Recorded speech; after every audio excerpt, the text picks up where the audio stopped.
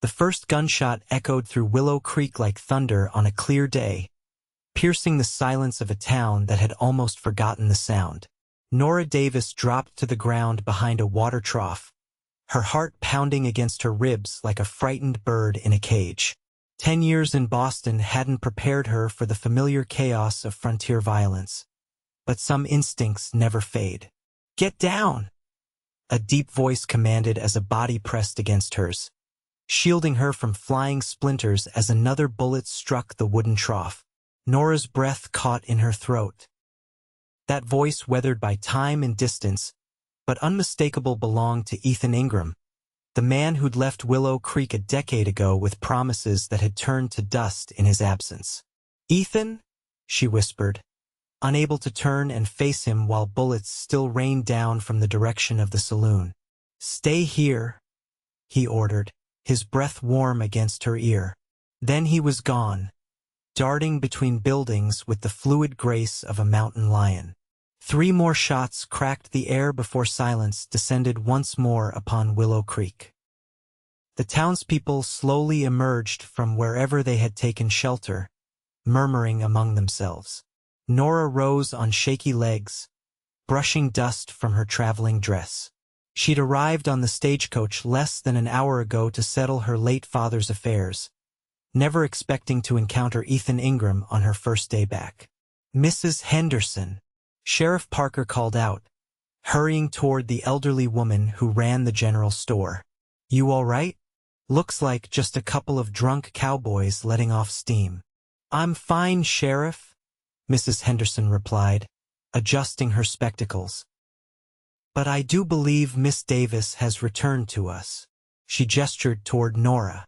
The sheriff turned, surprise evident on his weathered face. "Well, I'll be. Nora Davis. You're a sight for sore eyes." Nora managed a small smile. "Hello, Sheriff. It seems Willow Creek hasn't changed much." "Some things never do," a familiar voice remarked from behind her. She turned slowly, finally facing the man who had saved her moments before. Ethan Ingram stood tall, his broad shoulders blocking the afternoon sun. His face was more weathered than she remembered, with fine lines around his eyes and a thin scar running along his jawline. But his eyes, those piercing blue eyes, remained unchanged, still capable of making her forget how to breathe.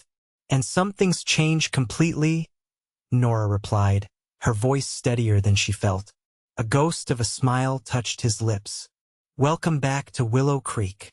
The sheriff looked between them, sensing the weight of unspoken history. "Miss Davis, do you have accommodations for your stay?"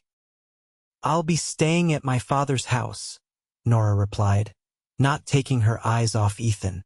"I received word of his passing 3 weeks ago." "I was sorry to hear about John," Ethan said softly. "He was a good man." "Yes, he was." Nora agreed, a lump forming in her throat. "I should be going. I need to see what state the house is in." "I've been keeping an eye on it," Ethan said, surprising her. "Making sure no one broke in, fixing what needed fixing." "You didn't have to do that. I promised your father I would." The words hung between them. Promises. Ethan Ingram had made many of those once upon a time. Sheriff Parker cleared his throat. "I'll leave you two to catch up. Miss Davis, if you need anything, you know where to find me." As the sheriff walked away, an awkward silence settled between them. Nora studied Ethan more carefully. He wore the dust of the trail, his clothes well worn but clean. A silver star gleamed on his vest, a deputy's badge. "You're working with Sheriff Parker now?" she asked, gesturing to the badge. Ethan nodded. "Going on 3 years. Hung up my spurs after too many years on the trail." "I never thought I'd see the day when Ethan Ingram settled down." "People change," he said simply. "Let me help you with your luggage." The stagecoach driver probably left it at the station. Nora hesitated, then nodded. "Thank you." They walked side by side down the main street, drawing curious glances from townspeople who remembered when they had been inseparable. Willow Creek, Wyoming Territory, 1878, remained largely as Nora remembered it: dusty, small, but resilient. New buildings had sprung up, and the promise of the railroad had brought fresh faces, but the heart of the town remained unchanged. "How long are you staying?" Ethan asked as they collected her trunks from the station. "I'm not sure," Nora admitted. "I need to settle Father's affairs, decide what to do with the house and land." "You could stay," Ethan suggested, his voice carefully neutral as he lifted her heaviest trunk with ease. Nora gave him a measured look. "I have a life in Boston now, Ethan. A teaching position at a respectable girls' school." "Sounds fitting," he said. "You always did have a way with words and figures." The walk to her father's house, her house now, she supposed, took them past the smithy where Ethan had worked as a young man, learning the trade from her father before the open range called to him. The familiar ring of hammer on metal brought unexpected tears to her eyes. "Nathan Blackwell bought the smithy from your father 5 years back," Ethan explained, following her gaze. "Does good work, though not as fine as John's." The house stood at the edge of town, a modest 2-story structure with a wide porch and shuttered windows. Ethan had been true to his word. It looked well maintained, with fresh paint on the porch rails and new glass in the windows that had been cracked when she left. "I aired it out yesterday," Ethan said as he set her trunk down and produced a key from his pocket. "Mrs. Henderson brought over some supplies this morning when we heard the stagecoach was bringing passengers." Nora took the key, their fingers brushing briefly. "Thank you, Ethan. That was thoughtful." "It was the least I could do." He hesitated, then added, "Your father kept every letter you sent. They're in his desk in the study." The mention of her father's correspondence made her throat tighten again. "Did he suffer?" "At the end." Ethan shook his head. "It was quick. His heart, the doctor said, found him in his chair by the fire, peaceful-like." She nodded, grateful for small mercies. "And you were here? When it happened?" "I was," Ethan confirmed. "Had dinner with him the night before." He was in good spirits, talking about the new colt that had been born at the Webster place. Nora turned the key in the lock, pushing open the door to the house she had grown up in. The familiar scent of pine soap and leather washed over her, along with the faintest hint of her father's pipe tobacco. Memories flooded back: her mother teaching her to bake bread in the kitchen, her father showing her how to shape metal in the forge, and later, stolen moments with Ethan when they thought no one was watching. "Would you like me to bring your trunks inside?" Ethan asked from the doorway, respectfully not entering without invitation. "Please," Nora said, moving aside to let him pass. As Ethan carried her belongings inside, Nora wandered through the house, trailing her fingers over familiar surfaces. Everything was as she remembered, yet subtly different. Her father's chair by the fireplace, the bookshelf filled with volumes on metallurgy and her mother's collection of poetry, the dining table where they had shared countless meals. "Your room is as you left it," Ethan said quietly as he set the last trunk down in the hallway. John couldn't bring himself to change anything. Nora turned to face him, suddenly overwhelmed by the reality of her return. "Why did you stay, Ethan? After all these years?" He met her gaze steadily. "Some chains can't be broken, Nora, no matter how far you ride."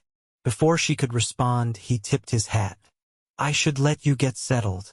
I'm sure it's been a long journey." "Ethan," she called as he reached the door. "Thank you for looking after him, for everything." He nodded once, then stepped out into the fading afternoon light, leaving Nora alone with ghosts and memories. The next morning dawned clear and crisp, with the promise of spring in the air. Nora rose early, a habit from her teaching days that she couldn't shake. She dressed in a simple blue skirt and white blouse, forgoing the restrictive corsets and elaborate bustles that had become fashionable in Boston. Here in Willow Creek, practicality trumped fashion. After a simple breakfast of bread and preserves left by Mrs. Henderson, Nora made her way to her father's study. The small room was lined with books and papers, a testament to John Davis's curious mind. Unlike most blacksmiths, he had been an educated man, having studied engineering before the lure of the frontier drew him west. The desk drawer contained, as Ethan had said, a stack of letters tied with twine, all the correspondence she had sent over the years. Beneath them lay a leather-bound journal she recognized as her father's, and a sealed envelope with her name written in his steady hand. With trembling fingers, Nora broke the seal and unfolded the letter within. "My dearest Nora, if you are reading this, then I have gone to join your mother in whatever lies beyond. Do not grieve overmuch for me. I have lived a full life, rich in purpose and love, if not in material wealth. The house and smithy are yours to do with as you see fit. I have left instructions with Mr. Wilson at the bank regarding my modest savings. There is one matter I must address before I go. You left Willow Creek with a wounded heart, believing Ethan had abandoned you for the freedom of the open range. What you do not know is that I played a hand in your separation." Nora gasped, her fingers tightening on the paper. "I told Ethan he was not good enough for you, that a wandering cowboy with nothing to his name could never provide the life you deserved. I convinced him that letting you go to Boston, to education and opportunity, was the greatest act of love he could offer. It was wrong of me, Nora. I see that now. In protecting you from what I feared would be hardship, I denied you the right to choose your own path. For that, I can only ask forgiveness. Ethan returned to Willow Creek 5 years ago, a changed man.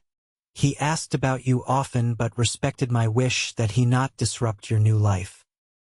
He has proven himself a man of character and substance, though I was too proud to admit it to him. Whatever you decide about your future, know that you have always been my greatest joy and proudest achievement. Choose with your heart, my daughter, not with the caution I imposed upon you. With eternal love, your father." Nora let the letter fall to her lap, tears streaming unchecked down her face. All these years, she had believed Ethan had chosen adventure over their love, had forgotten his promise to return for her once he'd made his fortune. The betrayal she had nursed, the wall she had built around her heart, all based on her father's well-intentioned deception. A knock at the front door pulled her from her thoughts. Hastily wiping her tears, Nora tucked the letter into her pocket and went to answer it. Mrs. Henderson stood on the porch, a covered basket in her arms. "Good morning, dear. I thought you might need a proper welcome home basket. Fresh eggs, some of my sourdough bread, and preserves from last summer's berries." "How kind," Nora said, genuinely touched as she accepted the basket. "Won't you come in for tea?" The older woman beamed. "I was hoping you'd ask. I want to hear all about your Boston adventures." Over tea and fresh bread, Nora shared sanitized versions of her life in the East, her teaching position, the cultural refinements of the city, the friends she had made. She carefully avoided mentioning the loneliness, the dreams of Ethan that had haunted her for years, the marriage proposals she had declined because no suitor could replace what she had lost. "And what of you, Mrs. Henderson?" Nora asked. "How have things been in Willow Creek?" "Oh, the usual comings and goings," the older woman replied. "The town's growing slowly but surely. The railroad survey crew was through last month. They say the line might reach us by next year. That would change things considerably." Mrs. Henderson nodded. "Indeed it would. Your young man has been instrumental in keeping order as new folks arrive. Always fair, even with those who don't deserve it." "My young man?" Nora questioned, though she knew exactly whom Mrs. Henderson meant. The shopkeeper gave her a knowing look. "Ethan Ingram may wear a deputy's badge now, but anyone with eyes can see he's only stayed in Willow Creek for one reason. And she just came back on yesterday's stagecoach." Nora felt her cheeks warm. "Mrs. Henderson, It's been 10 years. Whatever was between Ethan and me is long past. Is it now? The older woman sipped her tea thoughtfully. Then I suppose you wouldn't be interested in knowing he turned down Clara Wilson's hand last Christmas. Pretty girl, father owns the bank. Would have been a fine match. Despite herself, Nora felt a flutter of something that felt suspiciously like hope. She pushed it firmly away. Ethan's choices are his own affair. Of course they are, Mrs. Henderson agreed, though her eyes twinkled with mischief. Just as it's your own affair that you've never married, despite being the prettiest, smartest girl to come out of Willow Creek. Before Nora could formulate a response, another knock sounded at the door. Mrs. Henderson rose. That'll be my cue to leave. Stop by the store when you have a chance, dear. I keep a better stock these days, even get fabrics from back east twice a year. Nora opened the door to find Ethan standing on the porch, hat in hand. He wore his deputy's badge and a clean blue shirt that matched his eyes almost perfectly. Morning, Nora, he said. Mrs. Henderson, he added with a respectful nod as the older woman slipped past him. You two have a lovely chat, Mrs. Henderson called over her shoulder. Don't mind me. When she had gone, an awkward silence fell between them. Was there something you needed, deputy? Nora asked more formally than she had intended. Ethan cleared his throat. Sheriff asked me to check on you. Make sure you're settling in all right. As you can see, I'm fine, Nora replied, gesturing to the tidy house behind her. Good, that's good. Ethan shifted his weight, uncharacteristically hesitant.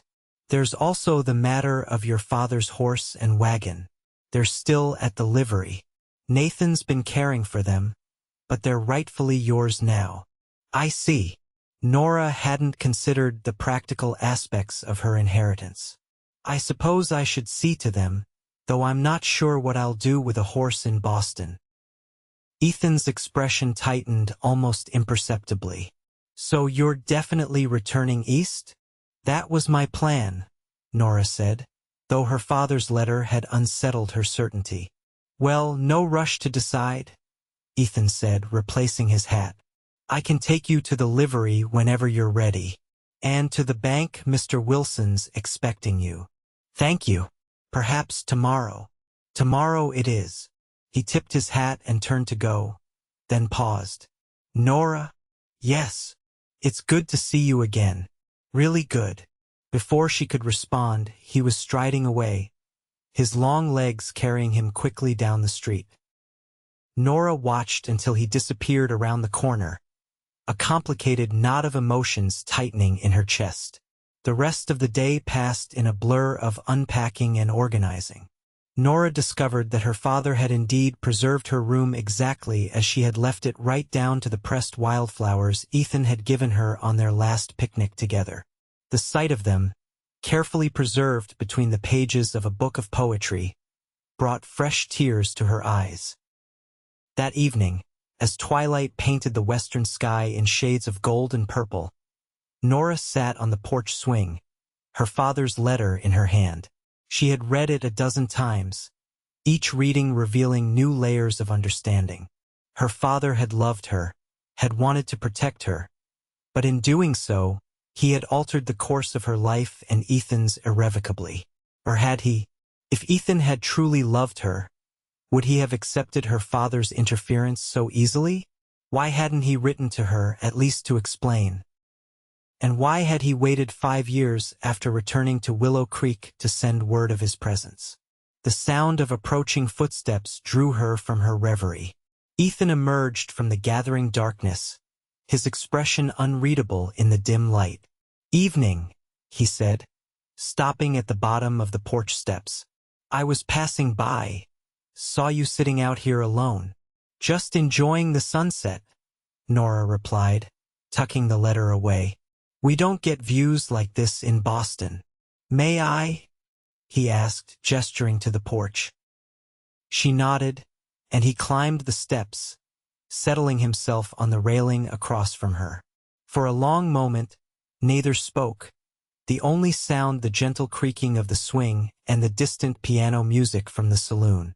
"I read my father's letter," Nora finally said. "He told me what happened, what he said to you before I left for Boston." Ethan's posture stiffened. "Did he now?" "He said he told you to let me go, that a wandering cowboy couldn't provide the life I deserve." Ethan was quiet for so long that Nora thought he might not respond. When he did, his voice was low and controlled. "Your father wasn't wrong, Nora. I had nothing to offer you then. No prospects, no future beyond the next cattle drive or gold strike. You had your promise," Nora countered, old pain flaring anew. "You promised you'd come for me, that we'd build a life together. And you promised you'd wait," Ethan replied, a hint of bitterness creeping into his tone. "Yet I heard you were being courted by a banker's son within a year of reaching Boston." Nora gasped. "Who told you such a thing? I never—" "Your father mentioned it in a letter. Said you were settling in well, making advantageous connections." "He lied," Nora said flatly. "I had suitors, yes, but I never encouraged them. Not at first." Ethan's gaze was piercing even in the dim light. "At first. After 2 years without word from you, I had to accept that you weren't coming back," Nora explained, pain lacing her words. "What was I supposed to think, Ethan? That you were pining for me while driving cattle through Wyoming? That every town didn't have saloon girls willing to comfort lonely cowboys?" Ethan stood abruptly, pacing the width of the porch. "Is that what you thought of me? That I'd forget my promises at the first sight of a pretty face? What was I supposed to think?" Nora repeated, rising to face him. "You never wrote, never sent word. I waited, Ethan. For 2 years I waited, while my father sent me letters about how much better off I was, how Boston offered opportunities Willow Creek never could." "I did write," Ethan said, his voice dropping to a near whisper. "Every month for a year. When you never answered, I figured your father was right, you'd found a better life, a better man." Nora felt as though the ground had shifted beneath her feet. "I never received any letters from you. Not one." Their eyes met in the gathering darkness, the realization dawning simultaneously. John Davis, in his misguided attempt to secure his daughter's future, had intercepted Ethan's letters, just as he had apparently fed them both lies about the other's actions. "He kept them from me," Nora said softly, "just as he must have kept my replies from you." "There were replies?" Ethan asked, hope flickering across his features. "Every week for months," Nora confirmed. "Until I convinced myself you had forgotten me." Ethan moved closer, close enough that Nora could see the play of emotions across his face. "I never forgot you, Nora. Not for a single day." The declaration hung between them, fragile as spun glass and just as precious. "Why did you come back to Willow Creek?" Nora asked, needing to understand. "After all those years on the trail?" Ethan's gaze dropped to the porch boards. "I made my fortune, or near enough. Had a good claim in the Black Hills that panned out better than most. Came back to make good on my promise, only to find you'd made a life in Boston. But you stayed," Nora pressed, "even after learning I was gone. Your father was getting on in years, needed help around the smithy, and I—" He hesitated, then finished simply, "I needed to be somewhere that reminded me of you." The admission cracked something open inside Nora's chest. 10 years of hurt and misunderstanding, of paths diverted by a father's well-meaning interference, suddenly seemed like a terrible waste. "I should go," Ethan said, stepping back. "It's getting late. I'll come by in the morning to take you to the livery." "Ethan, wait," Nora said, reaching for his arm. "There's so much more we need to talk about." He covered her hand with his own, the touch sending warmth cascading through her. "Tomorrow," he promised. "We've got time now." As he descended the porch steps, Nora called after him. "Did you mean it? What you said about not forgetting me?" Ethan turned, his figure silhouetted against the night sky. "Not a day passed, Nora. Not a single day." Then he was gone, swallowed by the darkness, leaving Nora with a heart fuller than it had been in 10 long years. True to his word, Ethan arrived the next morning to escort Nora to the livery stable. The streets of Willow Creek were already busy, with freighters loading supplies and shopkeepers sweeping their boardwalks.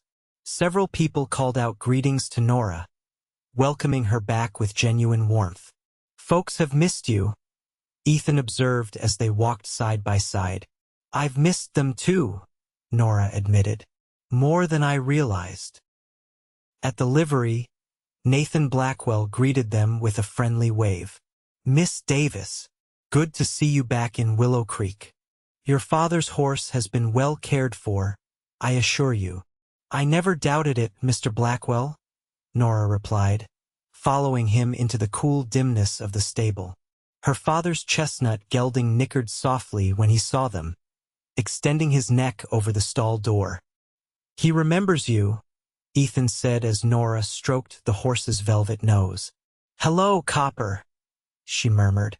"It's been a long time." After settling her father's accounts with Nathan, Nora and Ethan continued to the bank, where Mr. Wilson presented her with the details of her inheritance. John Davis had been more prosperous than Nora had realized, having invested wisely in several local businesses and a small cattle operation outside of town. "Your father was a shrewd businessman," Mr. Wilson explained. "The smithy alone generates a steady income, and with Nathan Blackwell's lease payments, you could live quite comfortably here in Willow Creek." "Or I could sell everything and return to Boston," Nora said, more to gauge Ethan's reaction than from any real intention. His face remained carefully neutral, though she noticed his jaw tighten slightly. After leaving the bank, they walked toward the cafe for lunch, the morning's revelations swirling in Nora's mind. Her father had left her with options. She hadn't anticipated the means to stay in Willow Creek if she chose, to reclaim the life she had reluctantly abandoned a decade ago. "Penny for your thoughts," Ethan said as they waited for their food. Nora looked up from her coffee. "I'm thinking about choices, about paths not taken." "Any particular path?" Ethan asked, his tone light though his eyes were serious. Before Nora could respond, the cafe door burst open, and Sheriff Parker rushed in. "Ethan," he called. "Trouble at the Circle T. Rustlers hit during the night. Thompson's gathered a posse." Ethan was on his feet immediately. "Anyone hurt?" "Thompson's youngest boy took a bullet in the shoulder. He'll live, but Thompson's out for blood. I need you to help keep things civil." Ethan nodded, then turned to Nora. "I'm sorry. Duty calls." "Go," she urged him. "Be careful." He hesitated, then said, "We still have a lot to talk about. When I get back." "I'll be here," Nora promised. With a quick nod, Ethan followed the sheriff out, leaving Nora alone with her half-eaten lunch and tumultuous thoughts. The rest of the day passed slowly. Nora visited Mrs. Henderson's store, reconnected with old acquaintances, and walked through the town that had once been her entire world. Everywhere she went, memories surfaced: riding her first horse down the street, attending church socials in that building, sharing her first kiss with Ethan behind the schoolhouse. By evening, worry had settled in her stomach like a stone. There had been no word from Ethan or the sheriff, and rumors flew around town about gunfire heard in the direction of the Circle T ranch.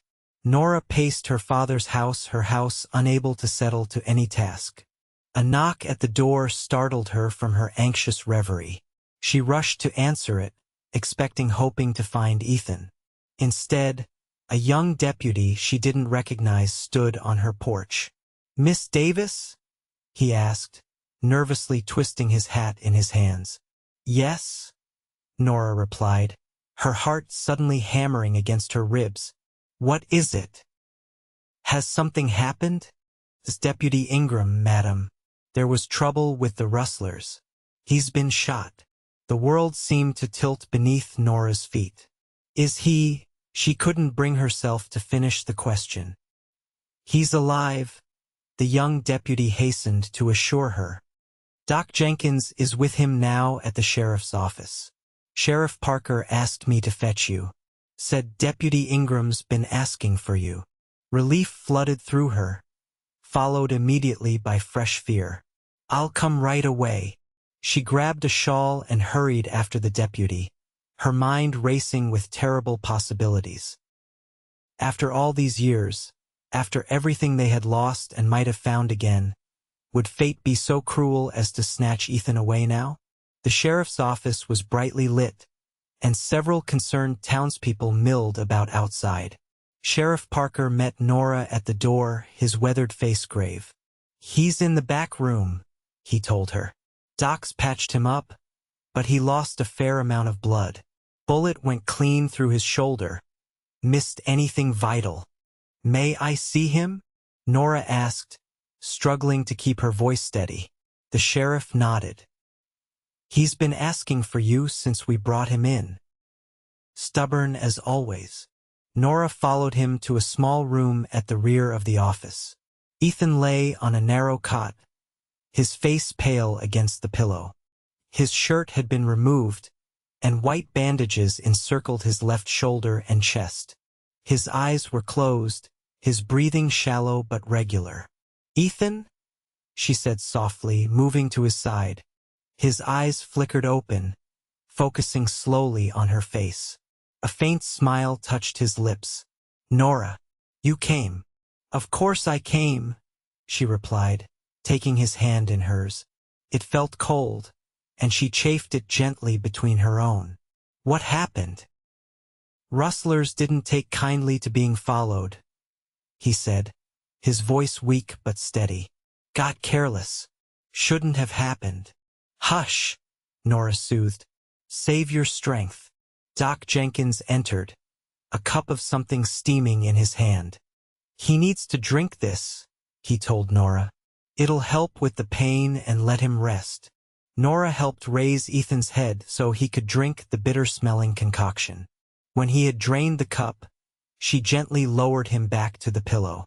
"Don't leave," Ethan murmured, his eyes already growing heavy from the medicine. "I won't," Nora promised, pulling a chair close to his bedside. "I'll be right here." As Ethan drifted into sleep, Sheriff Parker approached Nora. "He saved my life out there," he said quietly. "Pushed me out of the way when one of the rustlers drew down on me. Took the bullet meant for me." "That sounds like Ethan," Nora replied, her eyes never leaving the wounded man's face. "He's a good man," the sheriff continued. "One of the best I've known. Whatever was between you two in the past is between us." Nora finished for him, though not unkindly. Sheriff Parker nodded.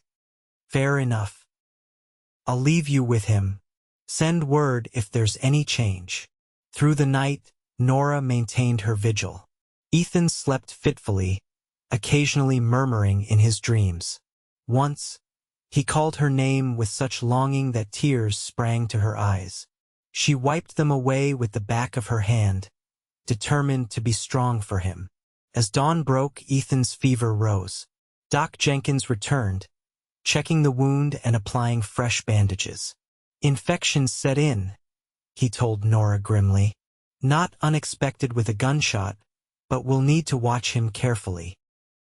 For 3 days, Ethan battled the fever while Nora rarely left his side. She bathed his forehead with cool water, coaxed him to drink broth when he was lucid enough, and whispered encouragement when the pain made him restless. The townspeople brought food and offers of help, many sitting with Nora for hours so she could rest. On the 3rd night, as a spring storm lashed against the windows, Ethan's fever finally broke. Nora, dozing in her chair beside him, woke to find him watching her, his eyes clear for the first time in days. "You're still here," he said, his voice rough from disuse. "I promised, didn't I?" Nora replied, blinking back tears of relief. Ethan reached for her hand, his grip stronger than she expected. I heard you, you know. All those things you said when you thought I couldn't hear. Nora felt heat rush to her cheeks. In her desperation, believing he might not survive, she had confessed everything: her enduring love, her regrets, her hope for a second chance. I meant every word, she said, meeting his gaze steadily. Ethan's eyes softened. Come here, he said, gently tugging her hand. Nora moved from the chair to perch carefully on the edge of the cot. With visible effort, Ethan raised himself slightly. I've waited 10 years to do this properly, he said, and before Nora could question his meaning, he had drawn her down for a kiss. His lips were chapped from fever, and he tasted faintly of the medicinal tea Doc Jenkins had prescribed, but none of that mattered. The kiss was gentle, almost reverent, yet it held all the passion and longing of their decade apart. When they finally parted, Ethan's expression was more peaceful than Nora had seen it since her return. I should have done that the moment you stepped off the stagecoach, he murmured. Better late than never, Nora replied, her heart so full she feared it might burst. 2 weeks later, Ethan was well enough to leave the sheriff's office for his own small house on the edge of town. Nora had made arrangements for him to recover at her father's more spacious home, but Ethan had refused. People talk enough about us already, he had explained. I won't have your reputation compromised. My reputation? Nora had laughed. Ethan, I'm nearly 30 years old. I think we're beyond such concerns. Maybe in Boston, he had replied stubbornly. But Willow Creek has a long memory and a shorter list of acceptable behaviors. So Nora had compromised, visiting Ethan daily to change his bandages and bring him home cooked meals, always with the curtains open and often with Mrs. Henderson or another neighbor present as an impromptu chaperone. It was during one such visit, as summer heat settled over the town, that Ethan finally broached the subject they had been dancing around for weeks. Have you decided what you'll do? He asked as they sat on his small porch, watching the sunset paint the western sky. About staying or going back east? Nora hesitated. She had sent a letter to the headmistress of her school in Boston, explaining the situation and requesting an extended leave of absence. The reply had come yesterday, sympathetic but firm. Her position could not be held indefinitely. A decision was required. I've been offered my teaching position for the fall term, she said carefully, watching Ethan's reaction. If I choose to return. His face revealed nothing, though she noticed his hand tighten slightly on the arm of his chair. And have you chosen? Nora took a deep breath. That depends. On what? On whether there's a reason for me to stay in Willow Creek. Ethan turned to face her fully, his blue eyes intense in the fading light. What kind of reason would be sufficient, Nora? The inheritance? The property? The people who've missed you these 10 years? Those are all considerations, Nora acknowledged. But they're not the deciding factor. Then what is? You, she said simply. Whether there's still a chance for us, after everything.